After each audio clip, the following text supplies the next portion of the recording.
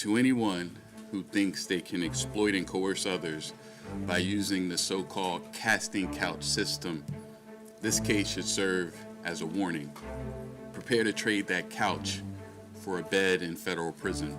Huge news to report about the former CEO of what was once a powerhouse clothing brand. Mike Jeffries, the ex-head of Abercrombie Fitch, is now accused and charged with sex trafficking.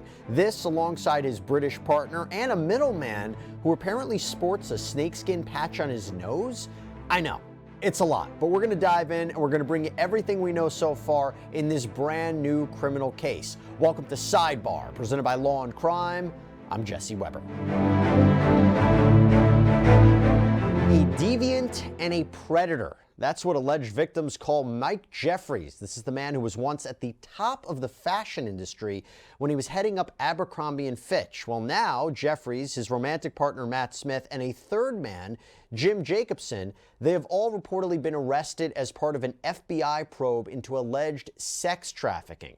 As if we didn't talk enough about sex trafficking when it came to Sean Combs. But now we have another high-profile person caught up in similar allegations. So this comes as a grand jury for the Eastern District of New York indicted the men on charges of sex trafficking and interstate prostitution, specifically citing 15 John Does who say that they were victimized as part of this. I want to bring in former federal prosecutor Neama Rahmani to talk more about this. Neama, so good to have you. Thanks for jumping on. What is your reaction to this? I mean, this is as I said, we weren't talking enough about Sean Combs. Now we have another major player in a different industry who's been charged with this.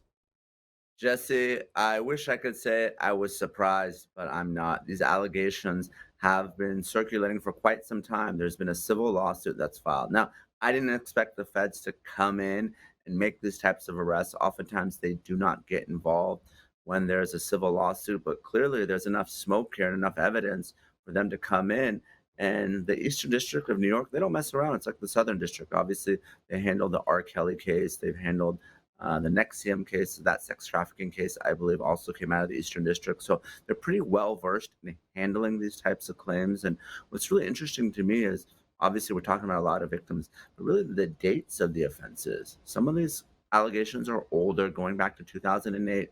As recent as 2015. So I'm thinking maybe the feds were up against the clock a little bit when it comes to the statute of limitations for some of these allegations. That's why they acted when they did. Interesting. And we'll talk a little bit more about what might have motivated this, but to bring everybody up to speed, this investigation into these three men, it centers around whether they exploited and abused young men at parties that were hosted all around the world and across the United States. Mike Jeffries, who's now 80 years old, he lives in West Palm Beach, Florida. His partner, 60-year-old Matthew Smith, originally from the UK, lives there too. And James Jacobson, sometimes referred to as Jim, apparently lives in Wisconsin. They're expected to make their initial appearances in their respective states. Then they're going to be arraigned in New York federal court at a later date. By the way, I should give everybody a disclaimer. When you see these photos of Jacobson that were featured in a BBC documentary about Abercrombie & Fitch, and its alleged cover-up of impropriety, and we'll talk about that. These photos have gone viral, and you'll see that Jacobson wears what appears to be a nose patch. It's a piece of what we believe to be snake skin over his nose. This is apparently to hide the result of a plastic surgery mishap. Just another interesting detail in all this. By the way, we're going to keep an eye out on this story as it develops. We always want to do that with our big stories. We want to keep providing you updates as these things move on through the legal process. And one of the reasons that we can continue to do that for you, one of the reasons we're able to put on these sidebars, is because we get amazing support from our partners. And I really just want to call out one in particular right now, our sponsor, Upside. Now, Upside is just awesome. This is a free app that helps you get cash back when you buy gas, groceries, food, real cash back, money that appears in your Upside app that you can then transfer straight into your bank account. It is so easy to use. Look here, I used Upside to find a gas station. I claimed an offer, pay with my credit card at the pump, followed the steps on the app. Guess what? I got cash back. And you can use Upside at all different kinds of places, restaurants, convenience stores. So to find out how much you could earn, click the link in the description to download Upside or scan the QR code on screen and use our promo code SIDEBAR and you'll get an extra 25 cents back on every gallon on your first tank of gas. Hope you can check it out. Abercrombie & Fitch, they have been a controversial company since the 1990s, not just because I used to wear it all the time, but because it was a big thing. It was a big company. But what happened is it launched an image of young sex appeal with what was really nearly naked male models featured heavily in its advertising, sometimes on huge billboards all around the world. The Eastern District of New York alleges that behind the scenes, though, Jeffries and his co-defendants used lies and the promise of ad campaigns and career opportunities to force male models to have sex with them.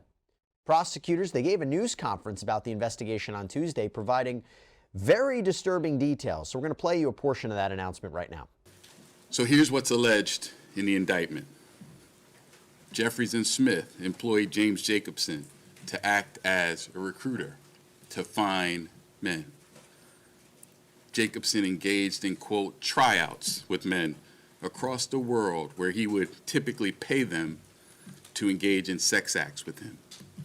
Following the tryouts with Jacobson, Smith would often then personally approve whether the men who were selected would meet Jeffries and Smith. The defendants would fly the selected men to Jeffries and Smith's homes in the Hamptons in New York City or to hotels around the world in such places as England, France, Italy, Morocco, and St. Bart's for the purpose of attending events to engage in commercial sex. But beyond simply hiring men for sex, Jeffries, Smith, and Jacobson used force, fraud, and coercion to traffic those men for their own sexual gratification. For example, as alleged, the defendants employed a referral system and an interview process that did not inform the men of the details of the sex events before they attended, including the full extent and nature of the sexual activity that would be required of the men at these events. They caused the men to believe that attending these sex events could yield modeling opportunities with Abercrombie or otherwise benefit their careers. Smith and Jeffries employed a secret staff to operate these sex events. The staff ensured that the men signed non-disclosure agreements and handed over their personal items, such as their phones, before the start of the events to maintain the secrecy of these events. The defendants caused the men to believe that not complying with requests for certain acts, sex acts, during the events could harm their careers. The defendants pressured the men to consume alcohol, Viagra, and muscle relaxants known as poppers during the sex events. And they required the presence of staff during the sexual activity and ensured that the men did not leave the sex events until Jeffries and Smith decided that the sessions were over. Also, as alleged, on more than one occasion, Jeffries and Smith either directed others to inject or personally injected men with an erection-inducing substance for the purpose of causing the men to engage in sex acts the men were incapable of engaging in or unwilling to engage in.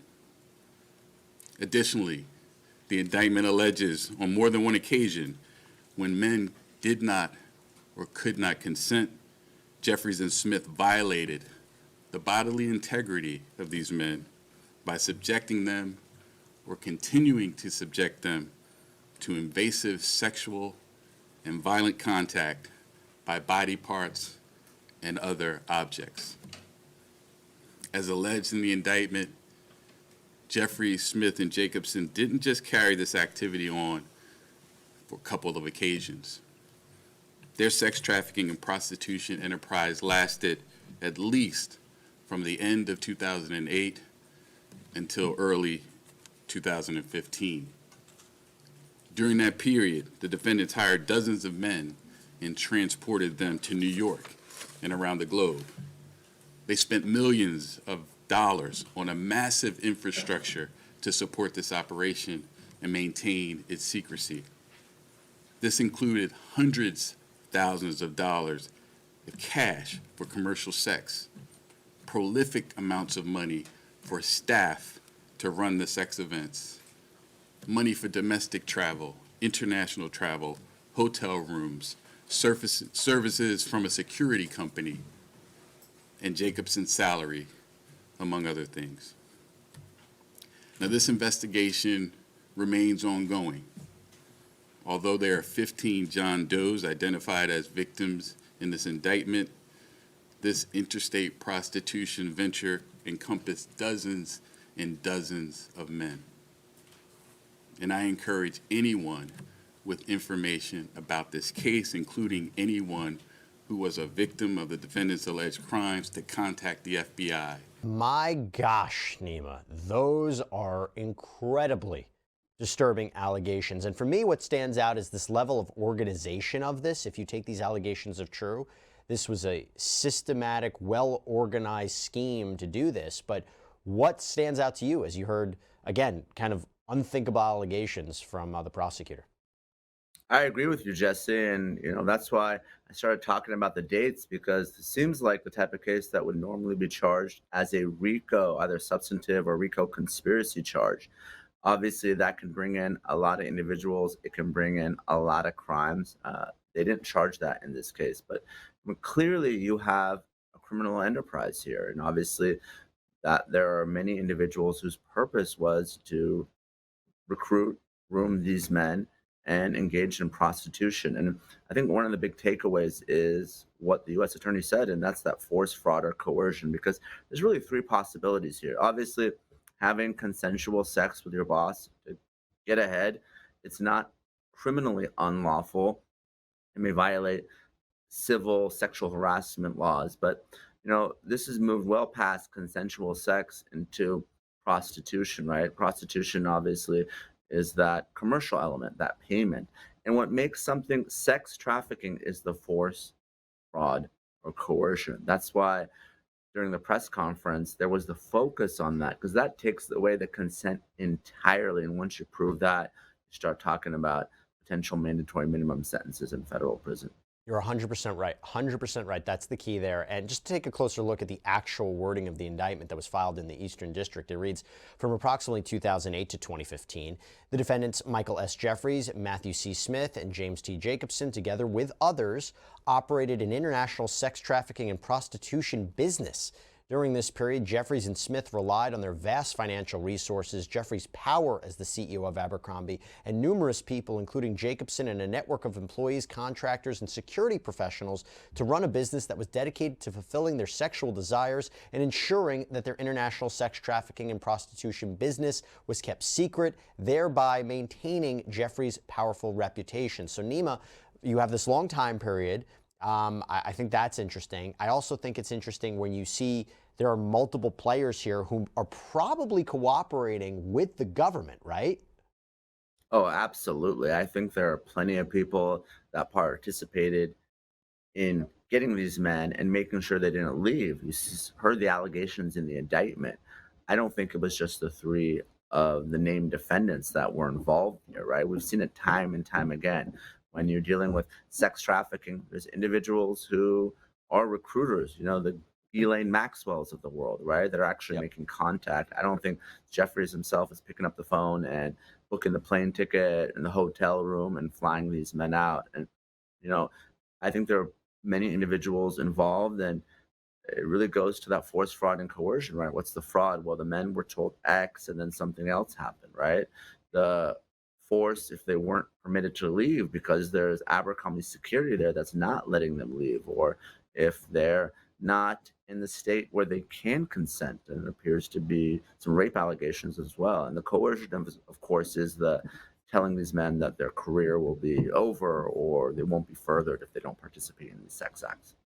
Yeah, and this idea that it's operated almost like a business. These charges, they're not unique. We've seen them before, but they are unique to a specific group of people. To carry something out like this, you're not going to just charge John Smith. You have to have what seemingly the power, the resources, the influence, the infrastructure to carry something out like this. So that's why you see charges like this against a Sean Combs or a Mike Jeffries or a Jeffrey Epstein. Wealth and power are big common themes that we see here. Now, again, these are just allegations. They're innocent until proven guilty, but allegations nonetheless that are really disturbing to hear. Now, prosecutors, they allege that many people were employed as part of this Jeffries family office. It's not also known as JFO in the indictment, specifically to organize and facilitate these sex events. It says at the direction of the defendants, Michael C. Jeffries and Matthew C. Smith, the staff were present at, observed, and acted as security for, including by controlling entry and exit the sex events. The staff also provided Jeffries, Smith, and the men who attended with alcohol, muscle relaxants known as poppers, lubricant, Viagra, condoms, among other items. As directed by Jeffries and Smith, the staff also directed men to, among other things, wear costumes, use sex toys to prepare for particular sexual acts. Either the defendant James T. Jacobson or the staff paid the men for attending the sex events. And you talked about count one of the indictment, it's sex trafficking. And the document alleges that the three co-defendants did knowingly and intentionally recruit, entice, harbor, transport, provide, obtain, and maintain by any means one or more persons in and affecting interstate commerce, and did benefit financially and by receiving anything of value from participation in a venture which engaged in such acts, knowing and reckless disregard of the fact that means of force, threats of force, fraud, and coercion. So, Neama, what are ways to defend against this? Do you say, I had no knowledge about how these individuals were being brought here? This was all consensual. There was no force, fraud, or coercion. It seems like a complicated charge when we talked about sex trafficking, but how would someone like Mike Jeffries defend against it? Well, there are a few possibilities, Jesse. The first is to argue that the sexual contact didn't happen. Probably going to be tough in this case if there's a lot of witnesses and people that were helping recruit and secure these men for Jeffries and others. So then you argue to get around the prostitution that the sexual contact happened. There's no commercial element, right? There's no payment, right? That would make it not prostitution. And of course, you would argue that it is consensual because, of course, consenting sex between adults is not unlawful. No matter how weird or freaky it may be, you can have sex toys, you can have drugs, you can have lubricants, you can have all that. As long as there isn't that commercial element, there's no force, fraud, or coercion, it's not a crime. So I think that's where the defense is going to have to go in this case. I think this one might be more difficult to challenge. Counts 2 through 16 allege interstate prostitution, that the co-defendants did knowingly and intentionally persuade, induce, entice, and coerce individuals to travel in interstate and foreign commerce to engage in prostitution. And the indictment also lays out approximate dates that 15 John Does allegedly had interactions with these men.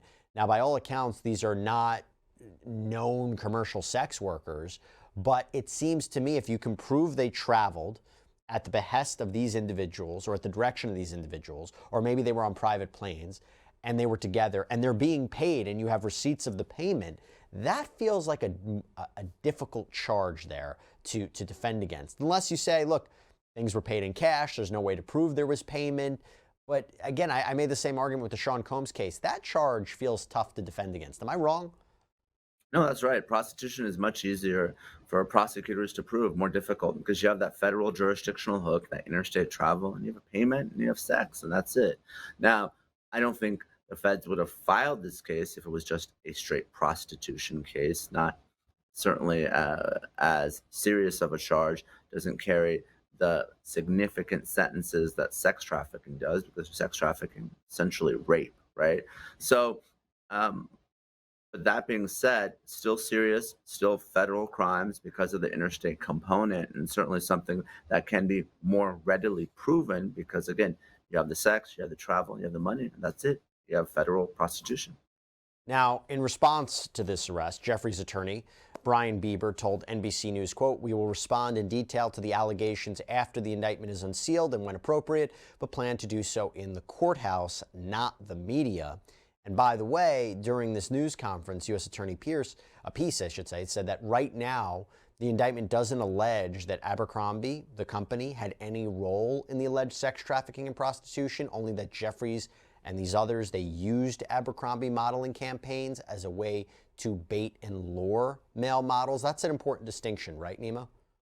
What's very important, especially for the civil case, it's rare for an entity to be prosecuted criminally. It certainly does happen, but we know that many of these victims have filed civil lawsuits, and those civil lawsuits want to bring in Abercrombie. And of course, the allegation would be that Jeffries and others there within the course and scope of their employment when they're doing this, that puts the company on the hook for potentially big civil settlement or judgment. So that's very important for the civil case, not so much for the criminal case. But we've seen it time and time again, whether it's the Catholic Church or any other entity, civil plaintiffs want to bring in the entity to make sure that someone can pay a big settlement or judgment. That's where the money is. Although, to be clear, Mike Jeffries certainly has money of his own. But you asked before, we talked about before, what led to this, right? 2008 to 2015. Why are these charges coming out now? Well, these bombshell arrests, they come after an explosive BBC documentary that was released, and it detailed the alleged abuse perpetrated by Mike Jeffries. It's called The Abercrombie Guys, The Dark Side of Cool, and it detailed accusations against Jeffries and Smith, and this was uncovered in a 2-year investigation by the BBC. And the allegations, they are very similar to the indictment. They claim that this middleman, James Jacobson, helped recruit young men for orgies under the guise of being offered career opportunities to model, and that these sex parties allegedly occurred in numerous locations, including at Jeffries Hampton's retreat, Morocco, France, New York City. Both Jeffries and Smith, they refused to comment on these claims in the documentary, and Jim Jacobson, this alleged fixer, who also denied any wrongdoing, he claimed that the men who attended these events, quote, they went in with their eyes open, meaning to say, seemingly like they were consensual to what was going on. The BBC investigation, though, it brought forth 8 stories of young men who spoke of this alleged grooming operation, and 2 of these men, David Bradbury and Barrett Paul, they went on the record claiming that they were schmoozed, they were stripped, they were shaved naked, and they were coerced into all forms of sex acts in exchange for appearing in the Abercrombie catalog. In fact, David Bradbury filed his own lawsuit against Jeffries and Abercrombie, by the way, and one man who was in disguise and going by the name Alex claimed that he was drugged and raped at a party in Morocco. He became ill afterwards and then was diagnosed with HIV 6 years later, which he alleged he contracted at this party in Morocco.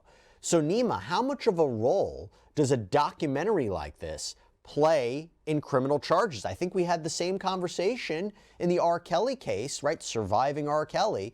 Do you think, I mean, the timing of it's interesting. You have this investigation by a media outlet. I mean, we said the same thing with Harvey Weinstein, the New York Times, the piece. Do you think it was that documentary that has now led to these charges against these 3 individuals? Jesse, we've talked about it before, and absolutely the answer is yes. Time and time again, a documentary can change the trajectory of a legal case or initiate a prosecution. Obviously, R. Kelly is a great example of surviving R. Kelly. We talked about Weinstein. But there are many other examples. We talked about Bob Durst and the Jinx finally being brought to justice in that case. Or even Britney Spears. She finally got out of her conservatorship because of multiple documentaries. Or now the Menendez brothers may be released because of a documentary. So every prosecutor in this country is either elected or appointed by someone who is. And media pressure, public pressure can absolutely cause or initiate a criminal prosecution or change the trajectory of a case completely. Maybe not even pressure, just opens their eyes to what was going on. They might not have been, these allegations might not have even been on prosecutors' radar until something like this, an investigation comes forward. Real quick, before I let you go, Neama, generally speaking, these kinds of charges, what are these men looking at in terms of potential prison time if they're convicted? Well, they're looking at very significant time, especially if the sex trafficking is proved. We talked about R. Kelly. I mean, decades in prison. Obviously, that was a different case involving minors, but there are no spring chickens. So this would essentially be a life sentence for someone like Jeffrey and those of his advanced age. Unbelievable. Now, look, before I let everybody go, little history lesson, because there's actually a lot more history behind the Abercrombie & Fitch brand than you might think. So the original Abercrombie & Fitch, they were actually established in the late 1800s. They were selling clothing and supplies to elite outdoorsmen, including President Theodore Roosevelt, Ernest Hemingway. But by the 1970s, the company was struggling. It filed for bankruptcy. It closed its New York flagship store. But after changing hands a few times, the company ended up in the hands of the Limited, which owned several other major brands like Bath & Body Works and Victoria's Secret, and the Limited was led by Les Wexner, the wildly successful Ohio businessman who, as we had reported here on Sidebar, he had retained Jeffrey Epstein to handle his personal finances. It was an interesting connection, now given what Mike Jeffries and his cohorts are accused of, I should say. Jeffries, though, he took over as CEO in the 1990s of Abercrombie & Fitch. He focused the company towards teens and young adults. Jeffries also launched Abercrombie Kids and Hollister, which is a seemingly more laid-back version of the preppy Abercrombie & Fitch style that he was selling. And by 2006, the brand was grossing $2 billion a year. Now, Jeffries, he quit the company suddenly in 2014 after 22 years as its CEO, reportedly because of its low sales numbers. But now that we're looking back and thinking about this, is there more to the story, Neama? Oh, I'm sure there's more to the story, right? And like you said, prosecutors got a package from the BBC or the civil plaintiffs. They're overworked. So, when there are these allegations, of course, corporations are going to conduct an investigation. So Yeah. I believe, like you're suggesting, that these aren't new allegations, right? We've been hearing about them for quite some time. The criminal charges are new, but I think this is not really the beginning of the story, but we're many, many chapters in now. Well, let's see where this goes. It is a frightening, startling development. As I said, these are allegations at this point. These men are innocent until proven guilty, but we will see their side of the story in due time. Neama Rahmani, thank you so much for coming on. Love having you on. Love your perspective. Thank you so much. Thanks for having me, Jesse, as always. Appreciate it. All right, everybody, that's all we have for you right now here on Sidebar. Thank you so much for joining us. And as always, please subscribe on Apple Podcasts, Spotify, YouTube, wherever you get your podcasts. I'm Jesse Weber. Speak to you next time.